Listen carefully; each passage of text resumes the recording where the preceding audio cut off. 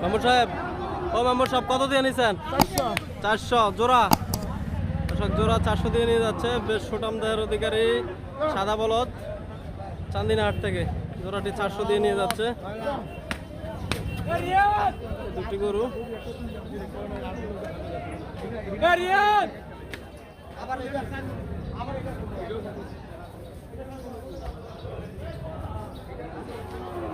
এখান থেকে গাড়িতে করে নিয়ে যাবে। মামুর সাহেব চাঁদপুর তো যাবে নাকি? শর্মালি হাটে।